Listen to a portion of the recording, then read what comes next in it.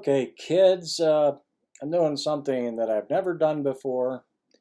It's a tag video, a response. Uh, Apparently, the ghost of the miser took over horror miser Monte G's body, and he has commanded 5 questions to be answered before Devil's Night, or on Devil's Night is the last day to be submitted. So let me go through the questions one by one and answer them. And they're ghost related, so that's why I got this. Okay. First one is, what is your favorite horror movie? Favorite horror movie featuring a ghost? Uh, my favorite horror film of all times probably has more than one ghost, but it has a ghost. It's called The Haunting, 1963, Robert Wise film.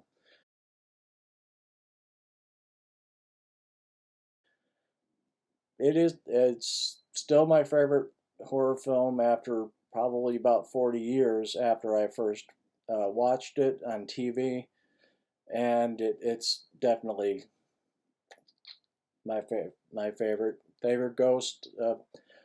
I don't believe in the supernatural. This is kind of jumping ahead, but my favorite horror movies are supernatural. Okay. Next one. Other than Ghostbusters, the original, what is your favorite non-horror ghost movie? Now, there's been several adaptations of the Charles Dickens tale, A Christmas Carol, and I love most of them. But I think my favorite one is Scrooge, a musical version from the late 60s. Don't recall the year. Uh, but it starred Albert Finney as Scrooge and Alec Guinness as his former partner, Jacob Marley,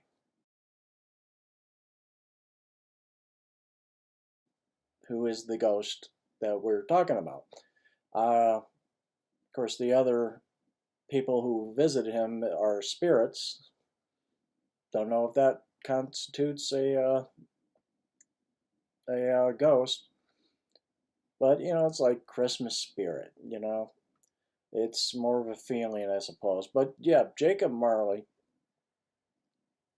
especially that sequence, scared the hell out of me. It's a very, very frightening, but it's not horror. It's a fairy tale, really. Okay. My favorite short story, Ghost. Oh, essentially, what is my favorite short ghost story? And if you like ghosts, this is the book to get. And out of this book, I would have to say, even though there's several, because I really like his writing, even though I haven't read enough of his stuff. It's a Ramsey Campbell story called The Guide. Very, very. Ramsey Campbell has a way to being abstract while being vivid at the same time, and that's probably why it's mostly his writing. Plus, I like ghost stories and supernatural. In the city that I live in, what place is known to be haunted by ghosts? This is a problem. I looked it up. I live in a town called Wixom. Apparently, there's nothing haunted in Wixom. I don't know why, but that seems to be the case. Uh, so I had to go back to my original hometown of Ferndale, Michigan. Let's see. And I'm not sure how to pronounce this place. I know where it's at. Did not know it was supposed to be haunted. Uh, it's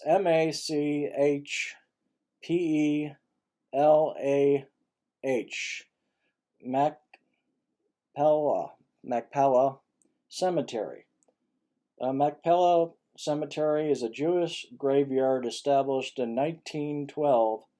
It is said to be haunted by the phantom sounds of bells and screams from around midnight to 3 a.m. I would not want to live in that neighborhood.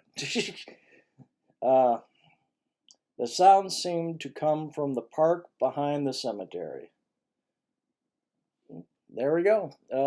Ferndale, Michigan, my hometown. And of course, let's see here. What is the last? The last is, do I believe in ghosts? And like I've stated, I don't believe in the supernatural. I used to as a kid.